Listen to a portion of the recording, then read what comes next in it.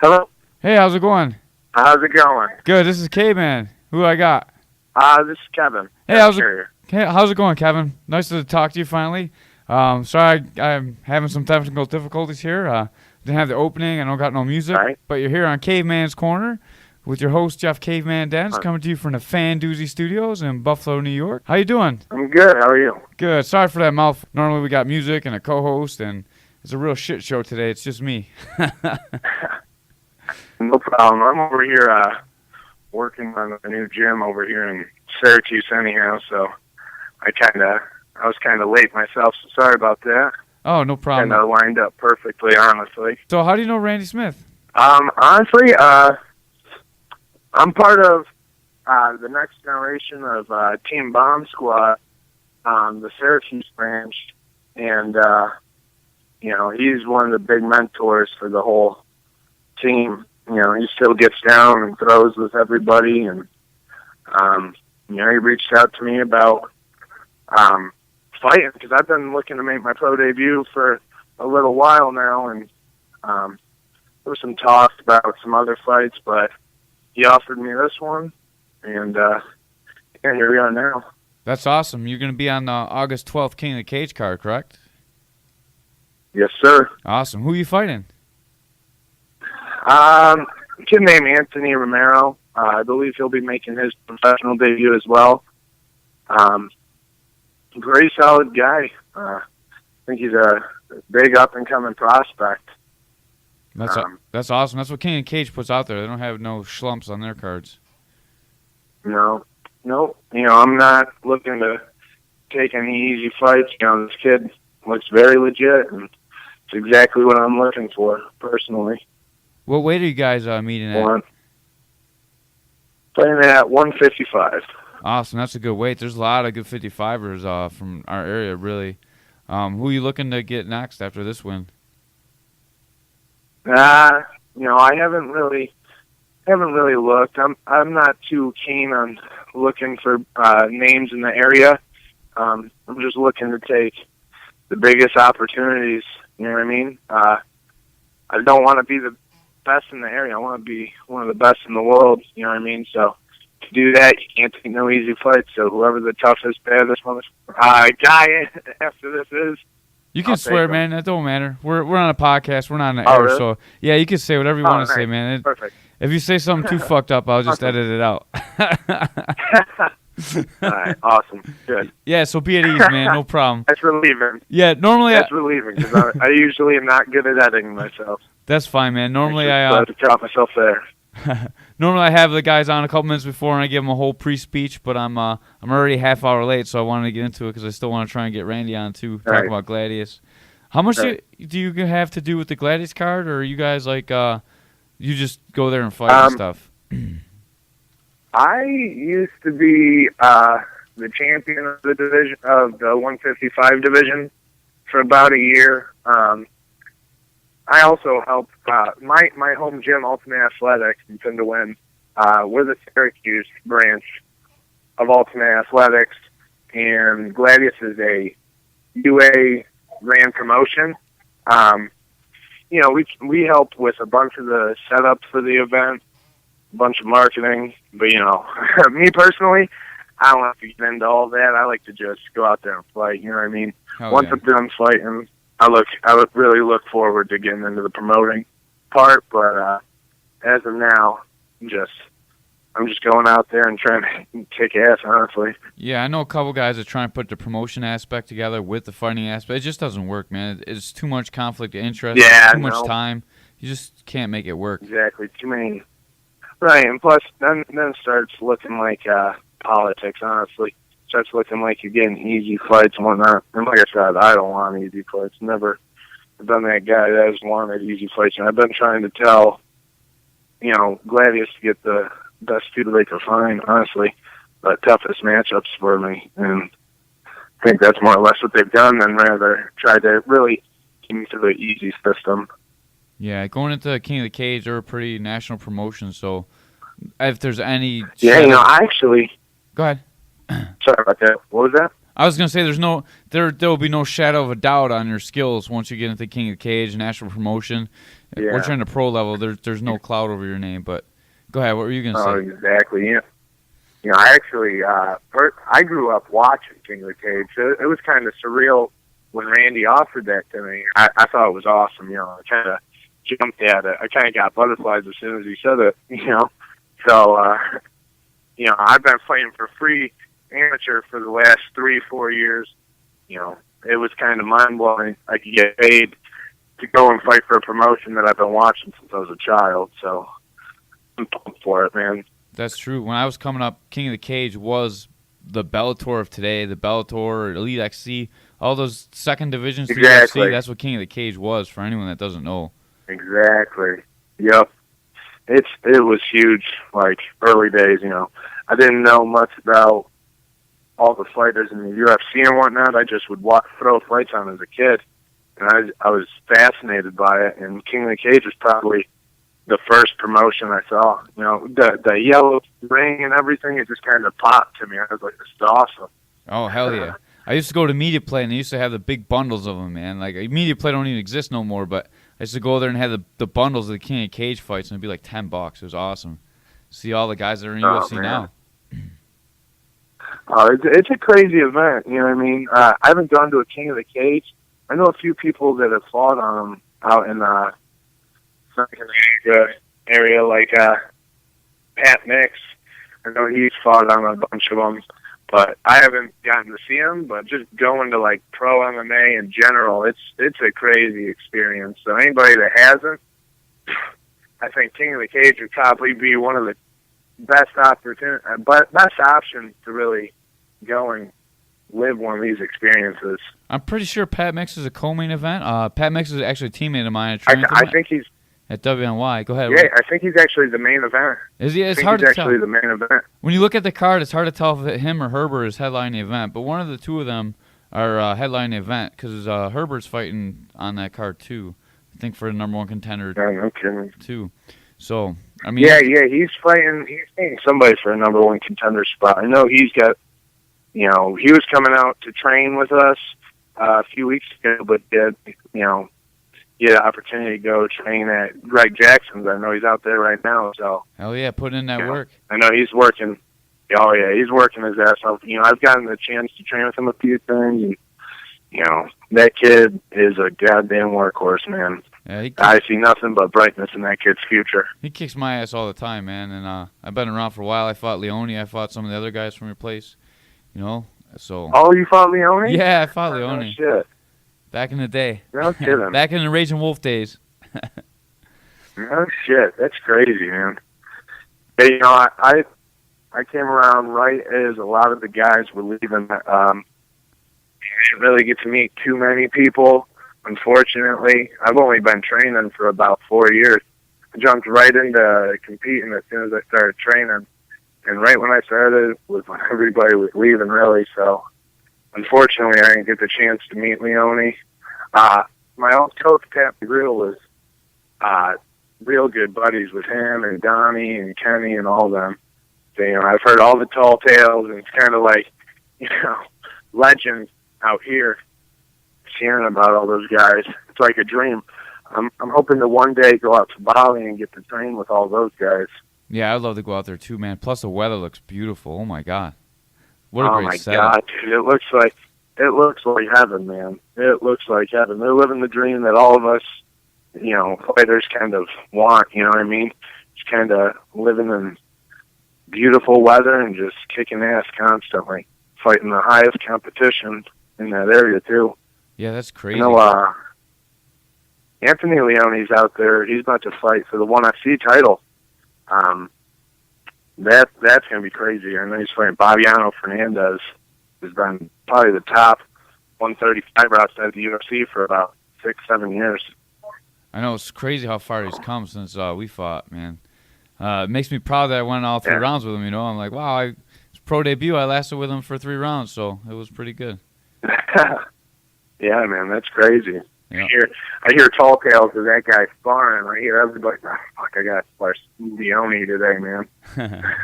That's all right. He got tired. You can tell him he gets tired easy. Damn. He's strong as fuck, though, man. He picked me up with one hand and, like, slammed me. I've never been in there with someone so strong. I can imagine. Dude, what would you frame at, 45? Yeah, 45. Man, no shit. I heard, sometimes I've heard he balloons up to almost 200 pounds. Yeah, I believe it, back man. then. Now he's fighting at 125. I know, it's so crazy. He had such a hard time making 45. I thought he was going to die on the scale, to be honest with you. He looked awful. How's your weight cut going?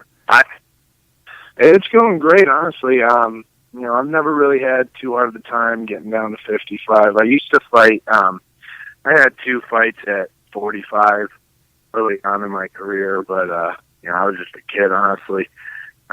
My body was still developing. It was brutal getting down there. Now I don't know if I could go down all the way to 45, but I feel like 55 is the perfect weight class for me. What do you normally Not walk too bad in on at? me. You know, it floats like 170 to 180, honestly. Yeah, so 15. Right now, Go ahead, I'm sorry. once I'm getting in like my, no, you're all right. Once I'm getting in my peak condition and like everything, it's a lot easier to get under 170. Like right now, I'm under 170 with ease. And then come fight week, probably want to be 165 and then just suck the rest out, have an easy week. Yeah, that 10-pound suck is not too bad. When you get over 15, that's when it starts getting a little bit awful. Oh, yeah. Yep. And see, I don't want to go through that. I've done that for the 45 days, going from 175 to 145, and yeah, it wasn't fun, man. It was not fun.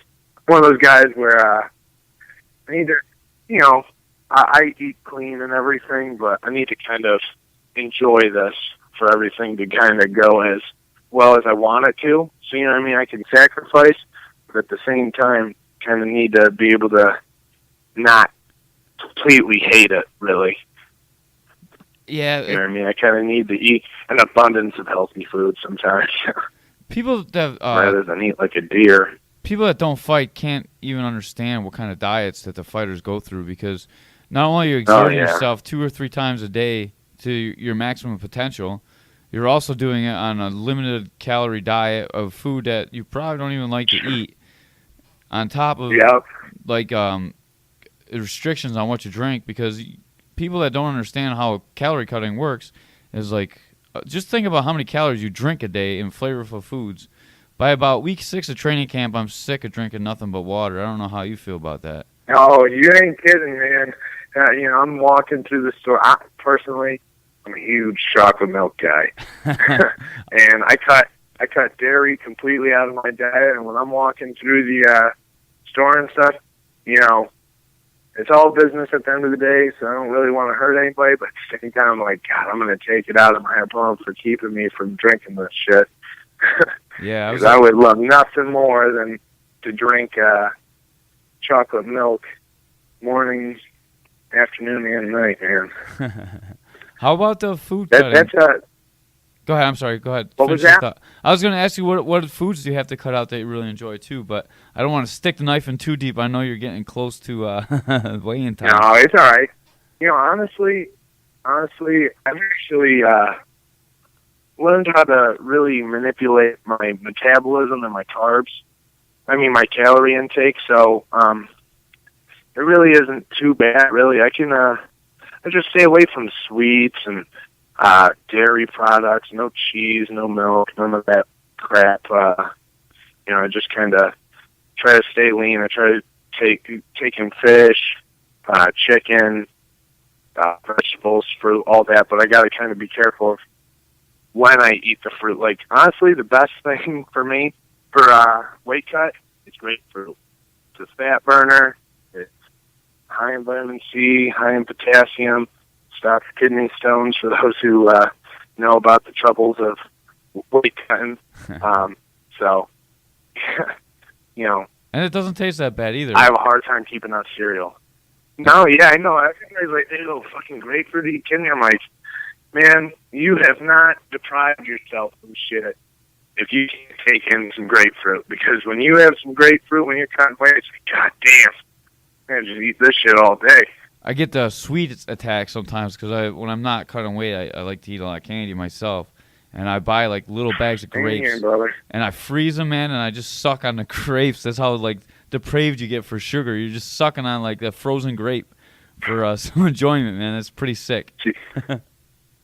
See, when I was not an amateur, I was working on the road, man. I was working on trucks and trailers for my coach. He owns another business, so I'd be working outside all day, about 8 to 10 hours, working on FedEx, UPS, all these trucks, and it does not matter what weather it is, what the weather is. Like, it'd be a snowstorm, everything. So, like I said, I've got to enjoy myself a little bit, so I used to just kind of stop at gas stations, and I would just pick up candy. I'm going to have to work my ass off for this, but I need to get out of the slump, this little mental slump I'm in. Now, I'm kind of, I quit that job, and I'm kind of just doing my own thing, and I'm training 3 times a day, so I don't get that luxury of fucking around like that. But back in the day, it was kind of hard to fight the urge, man. It is really hard to fight the urge. Especially when you have to do regular people work and you see regular people just eating stuff. It's very difficult to stay disciplined. And peanut M&Ms, that was the thing. That was the thing, because I had people tell me, your metabolism's kind of like a fire, and you need to keep it burning. You need to keep throwing food in there to keep it burning. So I'd just kind of eat a little snack every now and then. I'd watch Aljamain Sterling out here eating fucking Reese's and Snickers and shit. I'm like, how the fuck is he doing it? And I started doing it. I'm like, my coach told me, when you're eating food, you won't gain any more than the food weighs. I'm like, these peanut M&Ms don't weigh shit if I'm eating it every once in a while. I'd be carrying around breaks and all this shit. I'd be burning it off while I'm working. So I was like, yeah, this is the move, man. Desi Green's another guy that eats a lot of cereal while he's training, too. Like, I had him on the show, yeah. He likes to eat his cereal in between smoking weed. I see him all over Snapchat and shit. That man stays eating Frosted Flakes and shit. I'm like, God damn. Like, how is this man doing it? I'm over here cutting out all the dairy. That man is something special to be able to do that and make weight. Especially when he was making 45, I was like, what the fuck? Yeah, I always wonder how much water... Go ahead, I'm sorry. He was one of the last pros that was out here when I had started training, and I'd seen him, and I was like, we were both 45ers, I was just trying to see how big he was. He's like the same fucking size as me. I'm like, how the fuck is this dude eating cereal and shit? I was amazed by it, man. Some guys are able to cut a lot more water. I was going to say, a lot of these guys are able to cut a lot more water than we're talking about cutting just 10 or 15 pounds. Some of them cut 15, 20 pounds of water weight, and that's where that difference in diet comes in. And at the end of the day, it's like, how can you perform? Because every one of our bodies is just a little bit different. Exactly. Exactly. Personally, I've never used an IV or nothing like that to rehydrate after weigh-ins, even when I was down 45. And I've seen a lot of people do that. I think that, that's why a lot of people are getting hindered. You see it in, like, the modern-day MMA because all these new weight cut restrictions and everything. No more IVs, and you see a lot of people not live up to their past performances or hell, even just jump up weight classes. I think that's one reason I jumped up to 55. I was like, being like the next generation of guys coming up, I don't want to be one of those guys that kind of starts depending on an IV or something, and my performance is completely hindered. So yeah, you definitely don't want to be gassed. I just find it crazy. Don't want to be like gasoline. Yeah, gasoline. God damn. I'd never miss weight, never will miss weight. Did you see the Gaslam fight last night? Yeah, dude, that was fucking crazy. What did you think? That was a great fight. I thought Weidman was done for, dude, but he came in, he looked so good. Physically, he looked the best I've ever seen him, and he was ready to go to war. Yeah, honestly, I was picking against Weidman. I wanted him to win. I was rooting for him. But, McGreal texts me all the time trying to ask me who I'm rooting for, and I picked Gaslam. I thought Gaslam was going to kind of just do him how he's been doing everybody since he went up to 85, how he did Belfort and how he did Kennedy, but nah, man, Weidman looked good last night. Yeah. There was that scare at the end of round one, but it was all his own. It was his own fault that was too, hard, man. It was his own fault. He should have just hung on to that the Kimura for just another 30 seconds before he tries to pull it out. Guys got to have a little bit of patience, especially a veteran that good. He's got to know how much time's left and just wait to try and rip that out and give up position. It almost cost him the fight. Yeah, exactly. Yeah, exactly. You know, you see a lot of guys, you know, they'll rock somebody and then they'll jump right on them. And, you know, I've made that mistake in previous fights, but because it's just instinct sometimes. You drop somebody and you're like, I got to go into the fucking kill. But you gotta kind of take a step back and realize, like, this guy's strong suit is on the ground. You know what I mean? Right. If I let him back up, I could kind of just pick my shots. And be like a shark that smells blood in the water. Something I plan on doing going forward. Is what I think he should have done last night. I think he kind of shot himself in the foot, just kind of jumping right into Weidman's game. Yeah. Especially with such limited time left. I was talking about the time Weidman was on top and he had that Kimura right before Gaslam rocked him. He was on top. He had the Kimura. He had Gaslam in a lot of trouble. He went to rip it out, and Gaslam ended up standing up, and that's when he clipped him with the straight left that rocked Weidman. The only time Weidman was ever hurt in that whole fight. And just that 30 seconds of difference could have changed the whole outcome of that fight, you know. I mean, he was close to getting stopped, and it was all from that just a little bit of mistake. Exactly. And you could tell, that's a perfect example. You know, you kind of want to listen to your coach. Weidman, you could tell he really wanted the finish. He did not want to go all 5 rounds. He wanted to make a statement, and he was looking for some restraint chance he got. And he kind of got a little too overzealous with that Kimura. Because if you listen, it went into his corner. Matt Serra was going, be patient. Don't go for anything that's not there. And, you know, it may have been there, but he just got a little anxious with it. And he almost lost the fight because of it. Yeah, and that's one of probably the biggest fight of his career because he's on that downward spiral. He's at home in front of his whole home crowd. A lot of pressure. Exactly. Well, it was almost that Kimura attempt could have been a lot like that spinning wheel kick he went for against Rockhold. Like, damn, I shouldn't have done that shit. I know. He's definitely someone that's entertaining to watch, but I always worry for him because I love the big American wrestler, you know, and it's just sad to see sometimes he gets a little too crazy. Right. And, you know, his stand-up's not too bad either. I mean, a lot of people kind of sleep on his stand-up because he's such a damn good wrestler and grappler. But stand-up is not bad. He's still the only guy to ever knock out Anderson Silva. And that says something right there. You could say Anderson Silva's on a downward spiral or whatever, but, hey, nobody else has stopped him in the stand-up. I haven't seen Daniel Cormier, Bisping, none of these guys. Yeah, he's going up weight classes. Guys don't stop him. 205ers don't stop him either, you know? Exactly. That's nuts. Exactly. But Weidman, even if he was clowning him, hey, he put him away. I think people underestimate Weidman because a lot of times you see him use his stand-up to enter on his takedowns, and he's so goddamn hard to stop and get your leg. But people don't realize, like, his stand-up is legit. Like, he's hitting those guys. That's what's setting up the takedown. Exactly. His level changes and his snatch singles set up his stand-up so beautifully. It's crazy. He's got those nice jabs and straights and even those loopy left hooks.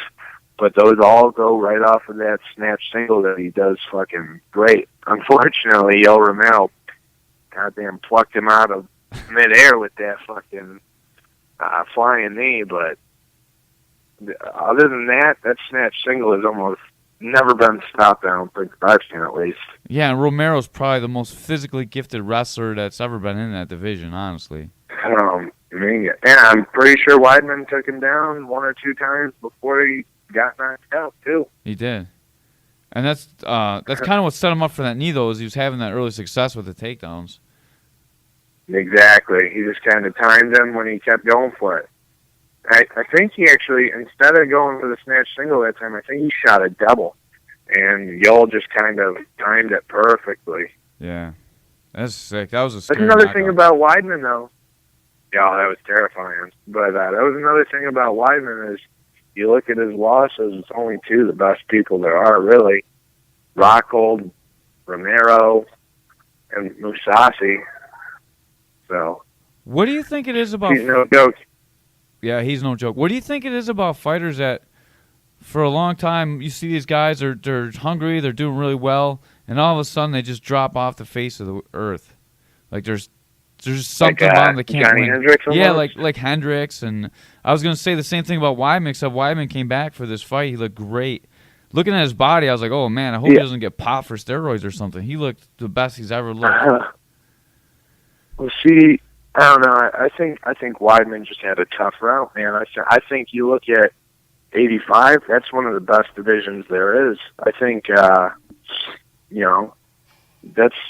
some of the most physically gifted people. But as far as like Johnny Hendricks, some people, I just feel like they might lose the drive, and just I don't know. I think this is a very rigorous sport, and if you aren't all in, oh man, you're in the wrong thing, brother. You know what I mean? You got to be all in, or else you need to get the fuck out. Hell yeah. And I don't know if Johnny Hendricks was, and there's a few other people, but I think that's a prime example. Yeah, you see. I think. I was gonna say, you see it happen. What was that? You see it happen over and over again. You see, like Matt Hughes had that decline. You can go just down the rosters. Guys get a little bit older, they just go down that decline, and it's hard to tell if it's because they make the money or if it's just wear and tear on the body or CTE. Yeah, that's what I was gonna say too. It could be a number of things depending on the person. It could be, just losing motivation. It could be just so much doing this for so long, especially cutting weight, man. I didn't wrestle or anything. Growing up, I didn't compete in much stuff. I've only been competing as long as I've been doing mixed martial arts, the past 4 years. But god damn, man, weight cutting is one of the most brutal things, and I couldn't imagine. I was growing up as a child, cutting weight every weekend for wrestling. Then going to college, continue cutting weight. That's about, 15 years of cutting weight right there. And now you're a professional fighter, and you're still cutting weight. There's a lot of stuff on your body, man. Look at Brock Lesnar. Now, steroids may have been something to do with that.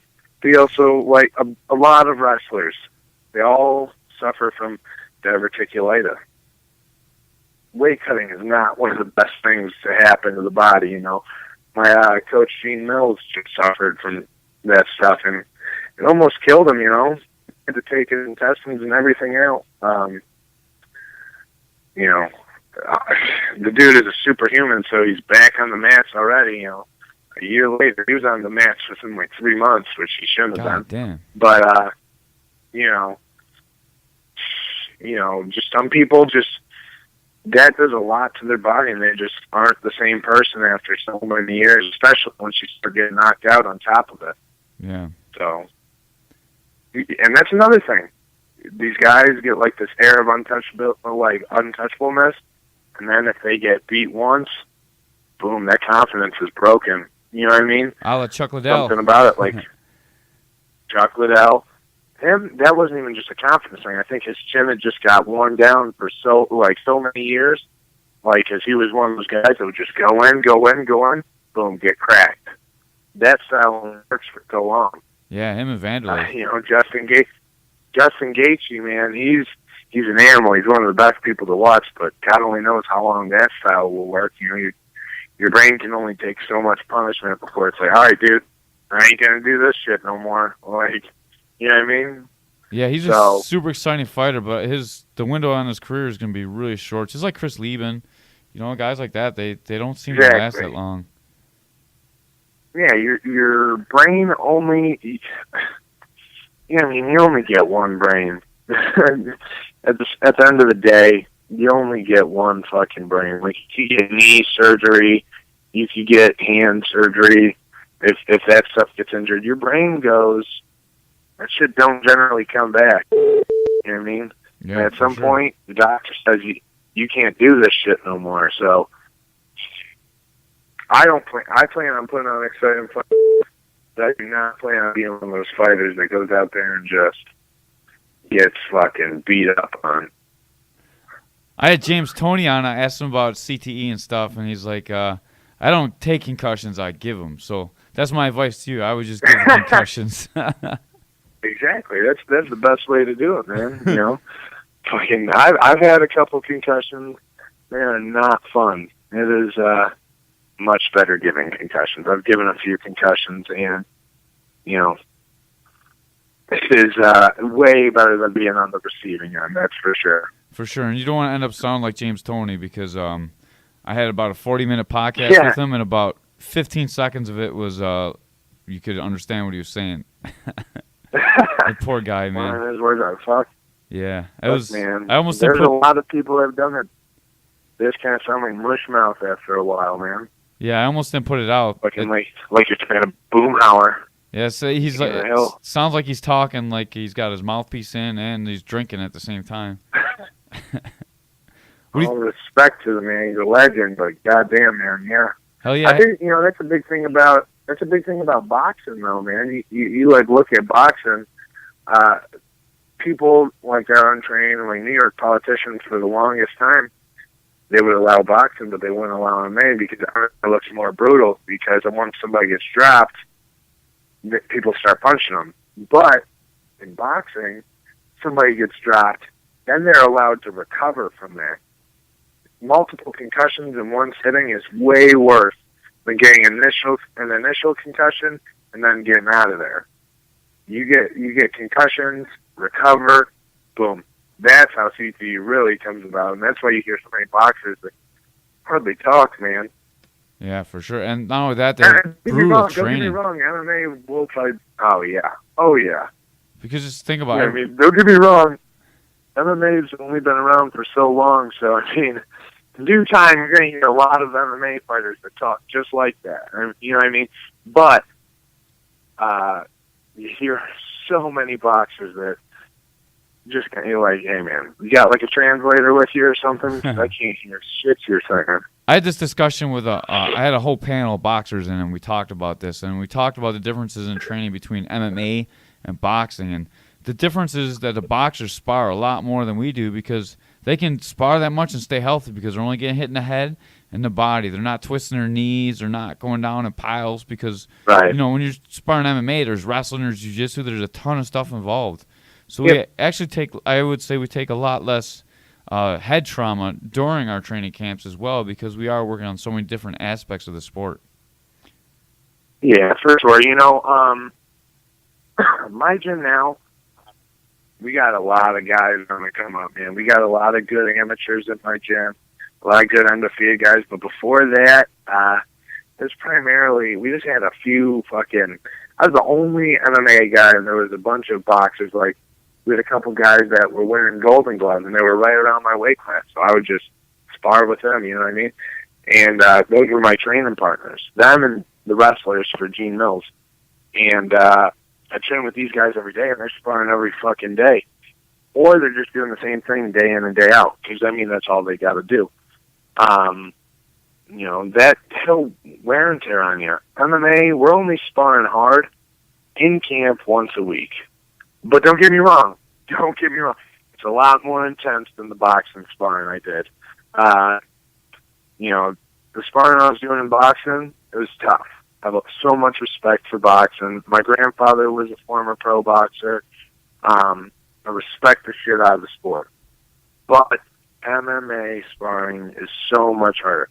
I don't got nobody fucking cracking me in my leg, potentially tearing my ACL, breaking my foot or anything like that. That shit's a potential every time I'm going sparring MMA. And, we actually do fight simulation when we go spar. We shut the gym down Thursday night, and we get a bunch of guys from the area, different schools. We put on 8-ounce gloves, and we throw, man. Hell yeah. There's no ifs, ands, or buts. The 8-ounce. I think it's the thing that gets us ready for it. 8-ounce MMA gloves or 8-ounce boxing gloves? 8-ounce MMA gloves. Yeah, that's good stuff. Those double thick ones, man. I hate the guys that try and spar with the 4-ouncers. Bastards. Yeah, sometimes like the ground and pound drills that we do, like we'll do live positional stuff from all positions. You know what I mean? Have you mounted all that shit. 5 minutes straight, different position each minute. New guy each minute, but that's 4-ounce gloves generally. Sometimes 8-ounce, but you know what I mean. We only do that shit hard during training camp. These boxers, I see, they're doing that shit all year round. Every day. That's why you see so many people. You know what I mean? Yeah, exactly. Every day, like that. They'll spar like almost every night. I'm just like, man, I don't know. Good luck, man. I pray for the longevity of your career, but goddamn. Give me 1 second. My son just locked himself out of the room. Take me 1 second. I'll be right back. I'm sorry, sir. This is very unprofessional. Hey, you're all right, man. Hey, you're all right, man. No problem.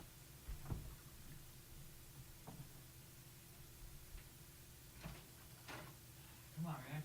You gotta do better. You gotta do better. Come on here and apologize to this man. Come on, for real.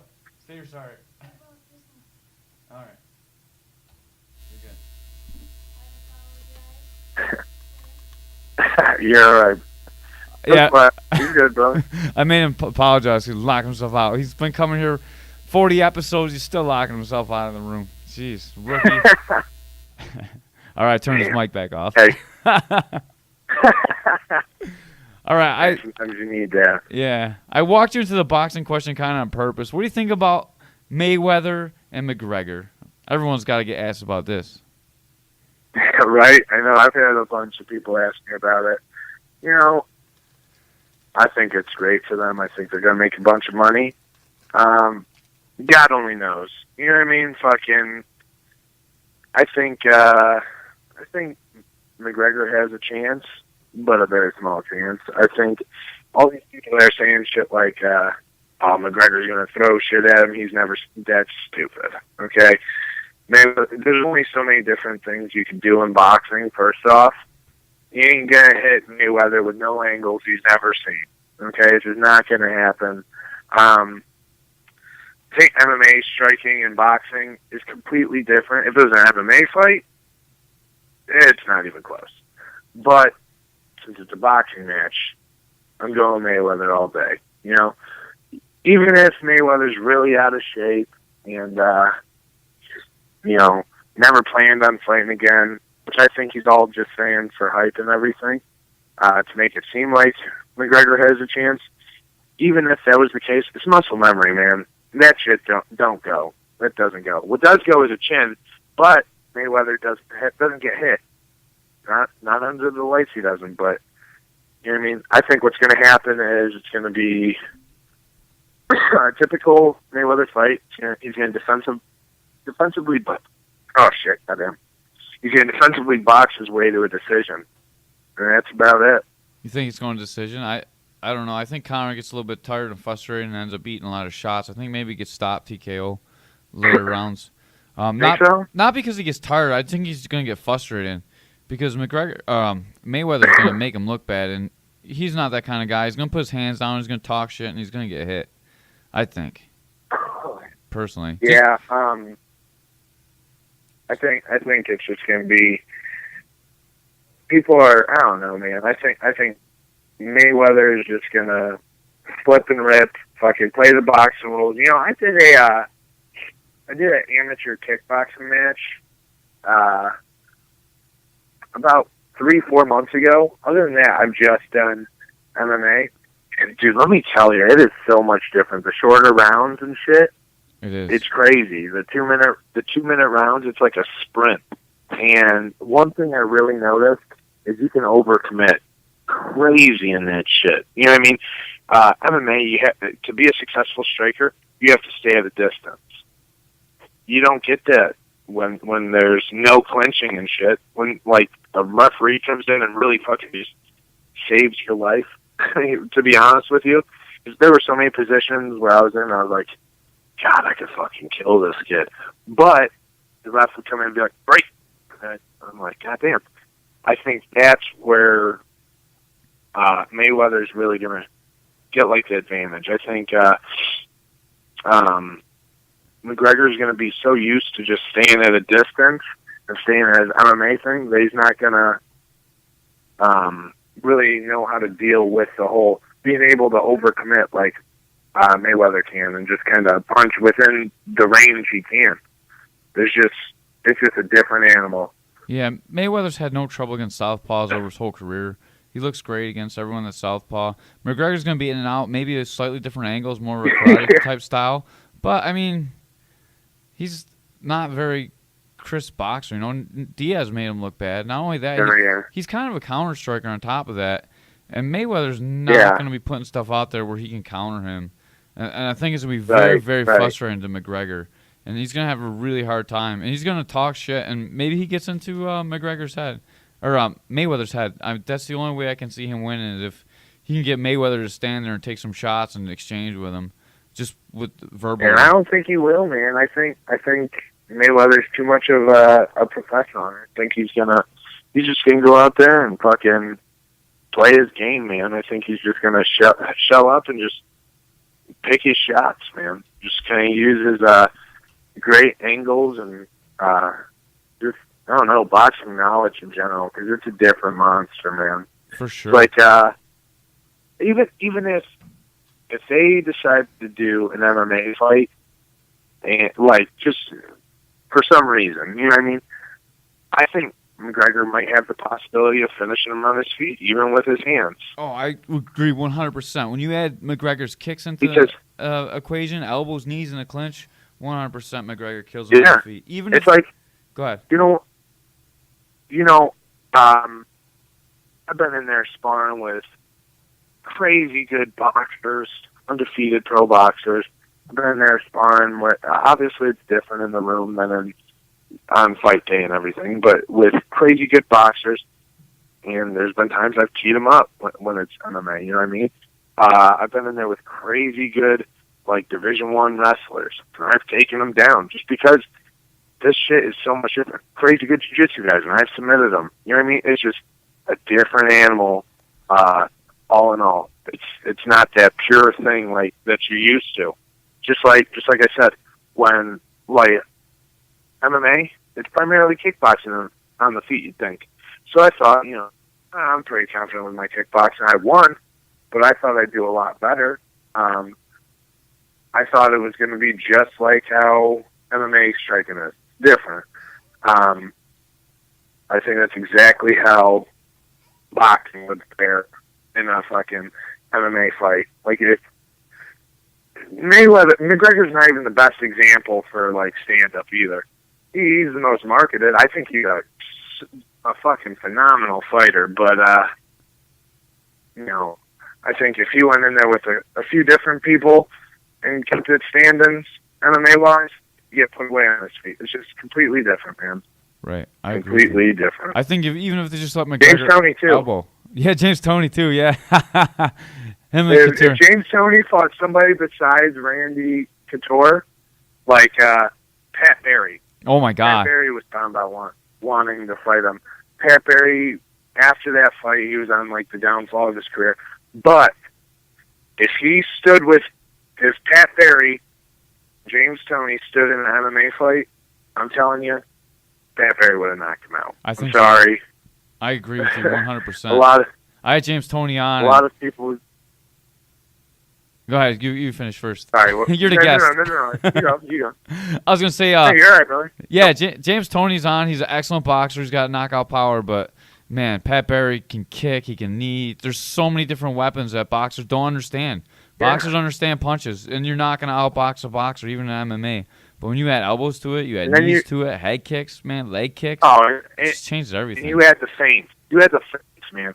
Once you start kicking a boxer, and then they don't fucking like it. Then they get uncomfortable. They start boxing sloppy, and they start rushing stuff. They can't stay as calculated as they would in boxing because they got to kind of get the rhythm. You start throwing feints after that, and now you can start punching them. Boom. It's that easy, man. It's that easy, don't get me wrong, but it's a game of chess, man. Just like boxing, it's a game of chess. It's a different fucking animal. Like, would never take down a Division I wrestler in a straight-up wrestling match. It's not going to happen. I know that. In MMA, once I start getting them to think about my hands, they don't want to get hit no more. I know I could take some down. And you got I've done cage it plenty too. of times. Got the cage too, man. It Exactly. Stuff out as well. Oh, yeah. Yep. Once the cage is involved, it's over. I'm sorry. All right, man. Well, I'm going to get going out of here, but why don't you tell everyone how they can get tickets from you for King of the Cage? I got tickets available for the King of the Cage fight. They're going for $40. You can contact me on Twitter at KenCarrier155. You can email me at KNC71392 @gmail.com. Yeah, that's about it. Sounds good. August 12th. People get money from these tickets that they sell. This is he's probably making not a lot of money for this fight, even after he wins, probably like 6-6 or maybe even less or maybe a little bit more. But gets money from each ticket sale. The more tickets he sells, the more they're going to want him back on the card. The better, more high profile fights he gets. It's a really huge thing to help these fighters sell tickets. So if you're going to the card, buy some tickets from this guy. Sorry, my little 2 cents. Appreciate it, brother. Very much appreciated.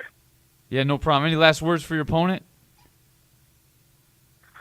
Hey, man, just bring it. I'm going to bring it. I respect the kid. I've seen I've seen a little bit of footage on the kid. I know he's going to bring it, man. He can expect the same. It's going to be a war. If you ask me, I think this has potential to be in fight of the night. So I tune in. All right. Pat Mixer is going to be finished tonight, so this is going to be fight of the night. Let's check it out. Absolutely. All right. All right, brother. Peace. Thank you. I appreciate it. Yep. Hello. Hey, what's up, brother? Not much. What's going on, Randy? I got Randy Smith on. How you doing? Good. Living the dream, buddy. How you doing? Good, man. I just talked to your buddy for about 47 minutes here. Sorry that we had some technical difficulties and we're getting to you late. That's fine, brother. I understand. Yeah, he was a very good interview, man. I thought we were gonna do like 15 minutes, but he was a really fucking cool guy, so we talked for a long time. Yeah, Cavemans a good guy, man. He's one of the better guys in the game. Really nice. Like you can't ask for a nice dude. Yeah, he was a little nervous to cuss and stuff, but once we got him loosened up, he did a pretty great job. Yeah. He's young. Yeah. Last time I had you on, man, I thought you hated me because I had Mans Rogers and she was talking about all the like Pornhub stuff and the tentacle porn. So I'm glad you don't hate me. Oh no, I don't hate you, bro. All right, that's good.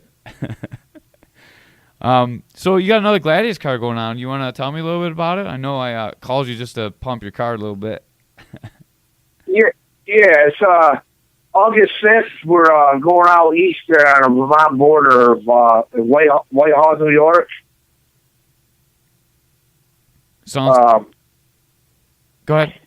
Yeah, Whitehall, New York. It's down by between Lake George, down by Lake George. I don't know if you're familiar with that area.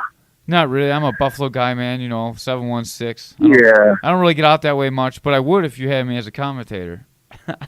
Yeah. Well, hey, we're trying to widen our horizons a little bit. Get out with the East Coast a little bit. And,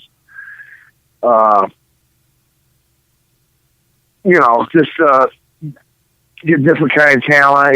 Get different guys. So. I'm excited for it. We're working with a lot of different guys that we haven't worked with in the past, out there, a lot of Albany, Eastern New York guys. So it's been a difficult card because in this area I usually work with, the region that we're from, so getting guys is no problem, So getting guys out that way, it's been a little bit more difficult because I don't know the guys as much, but it's been, I think we're going to have a really a thick card. You guys always have so many fights on your card. How do you get so many fights? All these other promoters, they lose like half their fights before the card goes on. And I know you guys lose a lot of fights, but you're still putting on like 14, 15, 16, 17 fights at a lot of your shows. Yeah, we usually end up with anywhere from 15 to 20 fights. What I do, I got a pretty good formula of putting on fights. We keep pretty busy, so I kind of know like what guys I can count on, but then you have shit happen. So I already have like guys on standby a lot. Like okay, like hey man, keep your shit in. They want to fight. I'm like, yeah, we got a lot of fights right now. We don't have no space, but the last 3 weeks of the card, the card changes all the time. So get your medicals in, get your ID in. If a spot comes open, we'll use you. So that's what happens a lot of the time, Yeah, so you young guys, make sure you get your medicals done. Have good medicals all the time.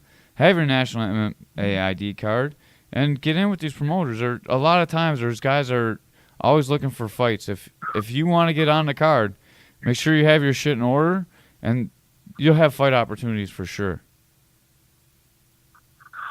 Yeah. Absolutely, because you know as well as I do, like, that week, the last week of the before the fights, sometimes you lose 5-6 fights, so like you reaching out like crazy, you can't find people with their stuff in. So part of so many fights, if I did a card 45, 50 days ago, and I know everybody's got their medicals and IDs from that card, I can go back there and dig in there. One of those guys I'm not using, and pretty good chance I have somebody, matched up. Yeah, it sounds good. What are your main events for this card coming up? Main event, co-main event? Well, we had the one fight that we want to focus on. We got TJ George, which is the number 135er in the state, going against Alex Potts, which is ranked in Tapology number 235er going in the state. They're going for the 145 title. Both guys, that wasn't a fight, wasn't originally going to happen, and we threw it together, and they just want to go at 45, so they're not have to cut a lot of weight. But I think that's like a pro level type fight, and two guys that been around the game for a while, and they've fought the best guys in the sport. So super excited for that fight. I've seen Potts fight a few times, and I'm very familiar with his style, and I like him a lot. This is the fight definitely not to miss. Got any ladies on the really card? good on. I'm sorry, keep going. Go back to the fight. I don't mean to cut you short about Potts. No, Potts is really young kid. Really comes from a good camp. Great coaches. So nothing but upside for him.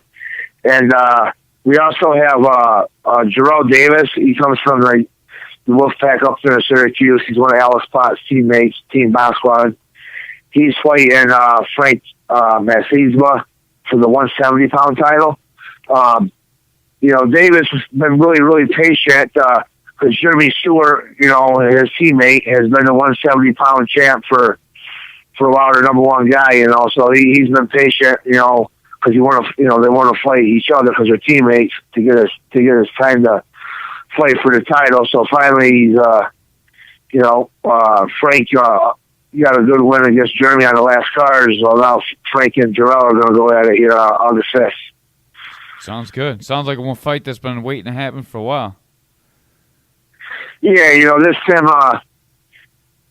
him getting in there. Another fight that I'm excited is used to be Cody Murray. He was the number one 135-pounder for a while before TJ got it. He's on a card. We got him matched up with Jason Showers. Now Jason Showers got his record's not impressive right now, but he's fought really tough guys. And this guy, like I've seen him fight, I've even got the opportunity to corner him a couple times. this guy's a warrior. I mean, he's going to come out there. This fight, I think, going to be his fight of the night. I mean, I cornered Jason like in his last fight in Massachusetts, and I was exhausted from cornering him because the guy moves so fast and there's so much action. It just goes from one thing to another. I couldn't keep up with the kid. You know what I mean? Right, that's a good fighter to watch. Yeah. This is going to be an outstanding fight. Amateur records are so hard to judge because unless you actually know who they're fighting, the competition that they're fighting against, you don't really get a good sense of how they are, because you can have a guy that's like 2-5 that's been fighting killers from other states or, the best guys in the state, and you can have a guy that's like 6-0 fighting cream puffs like Gerhard or Morrison, and and Jesus Christ, I don't mean to throw these guys under a bus, but they suck.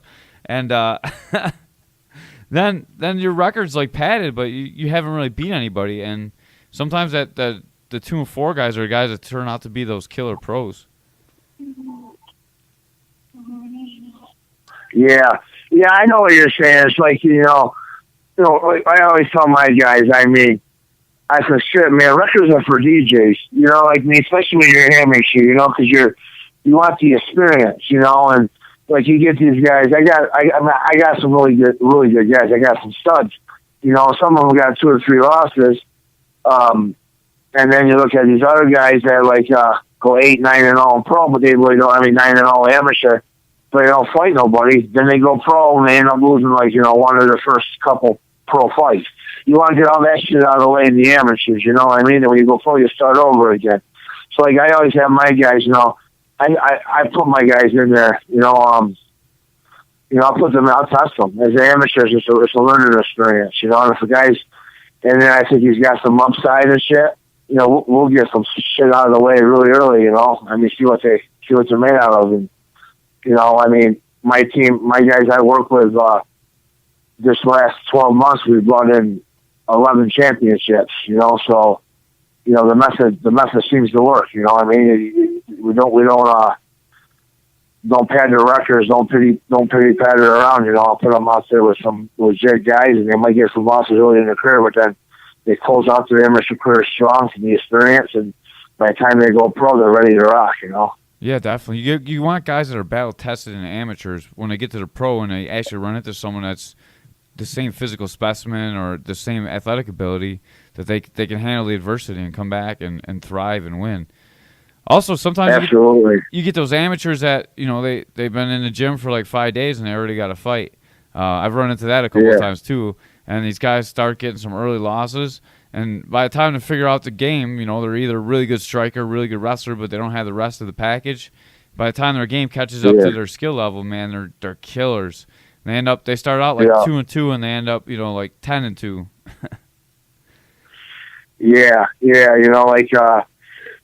One of the guys too now there, I mean, he's actually from your gym, Apache Mix, he, stud. I mean, he fought everybody as the amateurs, you know what I mean? So now when he probably go pro, he's probably fighting guys, I mean, he's probably getting easier fights than what he was getting as an amateur, for his first couple pro fights. Yeah, he's going down to 25 for King of the Cage on the 12th coming up. He's going to be a stud at 25, dude. Jesus Christ. Yeah, he's going to be big 25er. Yeah. As long as he can make the weight, healthy, Yeah, he makes 35 like nothing. It's not even really a cut for him, so he's ready to go down to 25. He's down in Albuquerque training right now with Greg Jackson and them guys. Just rolling through your Pettis the other day. Yeah. Yeah, and we got a lot. New York's looking up and up as far as the pro shows go. We got King of the Cage out there in Buffalo area. You got Bellator up here at Turnstone, and I see you got some of your teammates are on that card as well. Heck yeah, right?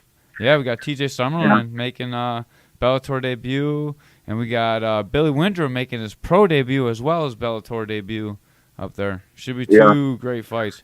That Billy Windrum kid is tough as fuck, man. I've never seen anyone take a beating like him and keep going. There's no quit in that kid at all. Yeah, I'm excited. I know the guy he's fighting, Josh. I think that's going to be a really good fight. I'm really excited for that fight too. Yeah, I'm excited for that. Johnson. Yeah. What do you got? Any dirt on him? Give us some details so we can have an easier night. Well, I don't really, know him like that. I know him from he fought for Gladius a few times, and he's fought for a couple other shows. That I've seen him fight at. He's been fighting for. Like we were just talking about amateurs. He had some tough fights with the amateurs and stuff. One of those guys that lost early as amateur, turned it around, and kind of rode the wave right into the pro. He did it the right way. So. And Billy, he's fought all the guys as the amateur too. So I think it's two guys that have been brought up the right way. And Josh has got some pro fights on Billy, but Billy's probably got overall more fights. So what is he, like 8-3 or something? 11, 12 fights. Billy has. Yeah. He's got, I think, 13 total. I'm not sure 100%. Yeah. So I think that's a really, really, really good fight. I'll be there. I got one of my guys. Which we'll do an interview next week. He's working tonight, but Mike Taylor, he's doing his professional debut and his Bellator debut on the same card. So yeah, it's gonna be good. Maybe I can get all three of those guys on a podcast next week. That'd be a pretty cool show. Yeah. I mean, it's pretty shit, man. Like these guys, I saw them, but man, I mean, you guys don't know them, bro. I mean, like you guys are doing your pro debuts on the second best card in the world, bro. You know what I mean? I'm like, shit, I waited on my pro debut. I waited on a janitor's closet. You know what I mean? Jesus Christ. I mean, shit, what was your pro debut? My pro debut was Raging Wolf, actually, so it wasn't too bad. It was at Gilray Arena, so it was... Oh, yeah. Yeah, it wasn't too bad. I fought Leone. That was my pro debut. Did you fight?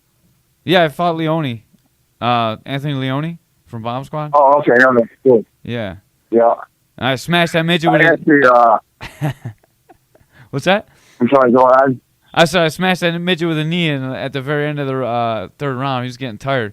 He had a really tough weight cut, but he beat my ass for 2 rounds, dude. He was a fucking stud. Yeah, well, he went on to do a lot of shit. He went on a Bellator. He won the tournament. Yeah, WEC too. He was he fought for the title in WEC. Back when it was a viable place. Yeah, the very first Ranger Wolf. I was actually I did me and John Jones did the play-by-play commentary for that. The very first Ranger Wolf. That's awesome. Yeah, back in the day, that must have been shit, man. 9 years ago, anyway. Yeah, or longer. I remember John Jones at one of the shows, and my Muay Thai instructor, Mark Shaw, was showing him a spinning elbow, and then a couple weeks later, he hit that exact same spinning elbow that Mark showed him against Stephan Bonner. And when I had Stephan Bonner on the show, I apologize for showing John Jones that. That's awesome. Yeah. But, we got, we're really excited for them in New York and, in the future with these, Bellator. And if they fix this damn insurance, I think, the insurance is preventing a lot of the mid-level shows to really do pro shows, I mean, it's going to start happening, I think, but the insurance is so high that just, really puts the handcuffs on doing, there should be more pro shows going on right now. They made it legal, the MMA legal, but the insurance is so high, it kind of handcuffs from doing as many shows as they do out in like PA or Mass or Jersey, and that's how you, that's how those guys out there get so big of records and get exposure because they're, they get a lot more fights. Guys in New York got to travel all over. And now they got an opportunity where they can start fighting in their home state, but it's still not down to their fighting on reservations and whatnot because insurance is so high. You know what I'm saying? Yeah, and it's only one. It's really only King of the Cage. Now Bellator came in, but really there's only one promotion that can do it on the reservation. So it sucks for these guys because when you're a pro coming in from another state, you're not selling no tickets. They're putting you up against their best guy that sells a lot of tickets that they want to win. There's a lot of handicaps for our pros going around. It's tough to develop a good record coming from New York. Yeah. I mean, like any of those guys in the last, 6-7 years ago that started fighting within the 6 or 7 years, that's what we had to do. We had to go down to somebody else's state, fighting their backyard. You know, you're fighting their ticket seller, their best guys, and shit like that. So, now hopefully within this year they do something with the insurance or whatever. So these guys have a fair, a shot where they can really do stuff in their backyard. You know what I mean? And really build their records up the right way, the proper way, just like that's what it comes down to. Like the other guys, the other states are building those guys up the proper way. You know what I mean? And like the guys from New York have a hard time doing that because we're the guys that have to travel. Right. Up until recently, you know what I mean? So, I think New York's probably a little bit behind on the MMA scene because of that. You got guys like in PA with a really good wrestling program that feeds into the MMA. And then they can fight more frequently. And, now we got, here in New York, and we got the insurance is high. So hopefully within this year they change that, and then we can start having, you can start getting jobs commentating all over the state, right? Oh yeah, that's what I'm trying to do, man. I want to do that. Who's in charge of changing insurance? Is that the commission itself, or is that the New York State government? Who's that? Who's in charge of changing the insurance law? Is that the Athletic Commission, the New York State Athletic Commission, or is that something that needs to be legislated? And like that is, you know what? I think that's got to be voted on. I think that was when they wrote the laws and bylaws of the MMA. That was one of the things they put in there. So I think that's got to go back to Congress or whatever, and got to be re-voted on and get that changed. Because that's just like I forgot the numbers of that thing, but that's ridiculous. I think I think like a lot of promotions that could do that. You could do a pro-am show now, but most of the promotions would probably only put on like 2 pro fights, so, because the insurance would be so high, you'd have to put on 2 pro fights and, make your money off the amateur selling tickets, you know what I'm saying? And plus you got to pay, the purse on top of that, so, hopefully we can... Hopefully that changes this year, or sometime this year. I heard this, but I'm not sure. I heard this, I'm not sure if it's true or not. But I heard that if you have any pros on the show, you need to carry insurance for every fighter on the show. Is that true? I don't really know a lot about. To be honest with you, I can't answer that. I don't know. I can find out, but for Gladius, we have Ryan. Ryan handles all the insurance and stuff. I just make the fight. He handles all that fun stuff. Awesome. And I just get the guys paired up against each other and put on some good fights. So. One of your guys in the last card come down there and fought really good fighter, put on a good fight down there, and one of my. I watched the last couple of fights. Really entertaining guy, Mickey Gaskins. He lost down there, but I like his style, man. He comes to fight, So. Yeah, Mickey is for sure coming to fight. Did you see when he fought Matt Special in Ground Force? Yeah, I watched that video he put up there. I thought that was stopped a little bit quick, but that's from my opinion, I didn't sit down. Study it or whatever, he just put it up and said, give me your opinion. So I watched it, and I was like, well, I thought they stopped a little bit quick. But that guy that he fought was no joke either, though, on that one, huh? No, that guy's a killer, man. Man, I wouldn't want to fight him. And I'm not anywhere near the amateurs. His kickboxing is good. I want to see him on the ground, though. I've never seen anyone really put him on the ground yet. He made Pete Mazzio look like he never fought before, too. And that was saying a lot. And that dude that he stiffed up before he fought Mickey was a Golden Gloves boxer too. And man, he just eats those shots, throws that head kick, knocks you down, and beats the shit out of you. He's tough kid. Yeah, man, he's like a miniature Mirko Cro Cop. Heck yeah, dude, that left high kick. That left kick. Yeah, hitting that body, hitting that leg, and then go up to the head. Boom. And it's Mirko Cro Cop blueprint. I'm going to say that it was Mickey's fault that groin shot hurt him so much. because I heard that he doesn't have cup pants, and he just puts his cup inside his shorts, like floating around by his boxers. So I'm going to say that was his fault, not the other guys. Yeah, you don't wear no, man, that's nothing one of those things crazy. He's a nutball, dude. That dude he's out there. He just wants to fight, and he is one tough motherfucker, dude. Yeah, that happened in one of my fights, man. I forgot my guy. I mean, I drove all the way out the road, all the way out there to Massachusetts, and I get to the fights and, weigh-ins and all that shit, and then we get to the venue, and I stay pretty chilled up until it's time to, start warming up and stuff, so I put all my equipment on, my trunks on, and realize I had no cup, so I said, fuck it, we'll get it now. The hardest punch I took that night, man, was when I went to the cage, and they do you have to punch yourself in the nuts to make sure you got a cup. I just took it like a champ. I hit myself in the nuts, to get in the cage. Hardest punch I took that night. Man, you got some great stories. We got to have you on just talking about you one time. I heard you were making a return. Did that happen yet?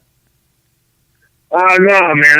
I'm gonna, like I was telling everybody, now I'm, it's going to New York. I always said for years, man. I was like, I'm gonna keep on going until I'm gonna get one in New York, So I haven't fought in a few years, but I train every day, I mean, I work out with my guys, and there's a difference between working out and training, I know, but I stay I stay pretty well there where if I, 6 to 8 weeks, I get ready to fight, you know what I mean? So, I spar on a regular basis, so I want to do a fight in New York, you know what I mean? So hopefully one of these bigger shows, get the right matchup, and then I'll, got my own school, bring out a ton of people, go out in style, all my fights, I had almost 40 fights, and I had to travel for every one of them. The closest fight I got is 4 hours away, you know what I mean? So I would love to go out with one more fight in New York. Yeah, maybe we can get on the same card together, man. I've been trying. I had 2 fights in PA, and Serb declined them both, that fucker. So now I'm looking for New York or past PA somewheres. All right. So yeah, Serge is hard. He's I like the guy. He's a straight shooter, you know what I mean? He's hard to, get. He's hard on improving fights. Like that's the problem that we got now. Like a lot of New York fights, a lot of these amateurs don't have sanctioned fights, so it's really, really hard if you take a guy that's like 9-0 or 9-3 or 8-3 or something, a really good record, but none of the fights were sanctioned. They still won't go pro with them in some of these states. You know what I mean? Yeah, we've run into that a lot at WNY. We got guys that fought on TNT and all the local cards, and they're like, "You don't have any fights. You have one fight." They got 1 or 2 fights in PA, and that's it. Guys like 12-1 or 12-3. They're like, "No, you got like one fight. Get some more fights." Yeah. It's crazy because you take it to the amateur levels. Guys look them up and like, no one wants to fight at the amateur level. So it's kind of like a double-edged sword. It's really, really hard to. I say they should grandfather those guys in, personally. A fight's a fight, right?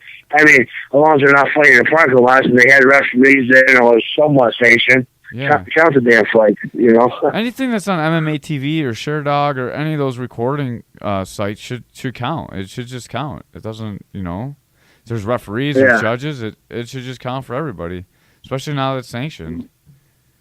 Yeah. They and they are counting them now, but there's still some of them, if they don't, the promoter or whatever doesn't call in the card or whatever, not now, but before, last year before it was, third parties are in there, the promoter didn't call in the card or whatever, then they don't even recognize the fight at all, it's not even on the guy's record. I got like 2 or 3 guys that got a couple more fights that even, recognized because the promoter didn't call them in. Definitely. We have the same thing with fights in Canada, too, because we've taken fights up in Canada, and none of them go on your official record, even though it's sanctioned and everything. They don't record it in the States. So MMA TV and ShareDog, none of them guys have it. Yeah, that's weird. Yeah, it's rough. Yeah, I just seen Val's fighting on King of the Cage, huh? That's cool. Oh no, she's I'm not sure where she's fighting. It's not King of the Cage, but she's fighting in Philadelphia on 18th, I believe, or no, the 19th, the next Saturday. What show she fighting on? I don't know. I can find out for you, and I'll Facebook it to you. Yeah, I wonder if it's probably got to be like Locked in the Cage or one of Ryan Kirtland's show or one of those guys for Philly. Yeah, for sure. I'll find you out. I know she's trying to scalp tickets. As soon as I can get on Facebook, I'll find out what it is and I'll shoot it over to you. Yeah. So we got this August 5th card, and we got a quick turnaround, and we're doing another September 16th. We're doing our next Gladius will be in Cortland, New York. Awesome. That's a lot closer for the people that listen to my show. Most of them can make it to Cortland. That's a nice, easier trip. Yeah, I'll probably try to use a few of your guys' teammates for that one, Yeah, we'll appreciate that. I mean, any fight we can get. But Whitehall is so far away. It's far away for us. So for you guys, it'd be like a 6-hour drive, Yeah. So. For sure. Well, why don't we plug it one more time, and then I'm going to get out of here. So we got August 5th, Whitehall. What's the venue address? I have to text that to you. I don't have that on me right now. All right. Well, Whitehall, New York. Text you the address for sure. All right, cool. But, I don't have that on me. I'll plug it in here like I always do. And where can you get tickets? How much do they cost? And is there a ladies' fight? Is there ladies fighting you? Yes. No ladies on this card. I had a couple on there, but they fell through. Tickets are $35. You can buy them at ultimateathletics.com, or you can buy them, from all the fighters, of course, whoever's fighting on the card, and at the venue. And yeah, that's it, man. It should be a nice. It's going to be a good crowd. We got right now we're sitting at 21 fights, So actually, King Mo is going to be one of the guests there. So pretty excited for that. Yeah, that's pretty awesome, guys. Don't miss out a chance to meet King Mo. You don't get too many chances like that around here. No, sir. Are you going to be at King of the Cage? Yeah, absolutely. I'm gonna come down there and watch Cavemans fight, and they got a hold of me the other day looking for some amateurs, so I might have a guy on there or whatever. We'll see what happens. Sounds good. Let me buy you a beer when we get down there, man. Absolutely, man. I don't drink, but you can buy me cranberry juice or something. Sounds great. I don't drink either, so that's perfect for me. I'll buy you. There you go, man. Awesome. Yeah, we'll drink up some Red Bulls. We'll get bugged out on some monsters together. Hell yeah, dude. We'll act like we're drunk. We'll act like we're drunk. We'll tear up that casino. All right, brother. Thanks for having me as always, man. And I'll touch base with you next week. Maybe we'll get on there with Mike Taylor, who's fighting in Bellator, and we want to get a couple of those guys that are on that card on there. So. Sounds great, man. That'd be awesome. I'll try and get I want to get TJ and Billy in the studio if I can too. It'd be a great show. And then all right, phone man. with your guys. It'll be perfect. Awesome, man. Sounds good, man. Let me know. We'll set that up for next weekend, brother. All right, sounds great, man. I'll keep in touch. Talk to you soon. All right, you have a good week. I will. Randy Smith leaving the house. Thanks, guys. Later. All right, there we go. Another great Caveman's Corners done. I had all kinds of technical difficulties, so we're not leaving with any music. I got to get someone smart in here to fix this stuff. I just put some duct tape on it, and I spit on it, and I punched it a few times, and it started working, so it records my beautiful, handsome, sexy voice. My co-host, Ray, he's in Costa Rica, hanging out with his lady friend. Probably making another baby. I don't know what's going on with him. But I got to get out of here before my wife beats me up. So I'll see you guys later. We'll be back next week for another Caveman's Corner.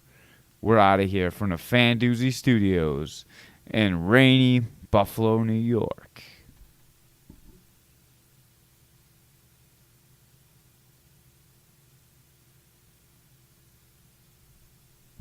I don't know how long to wait to put this Easter egg in because there's no music.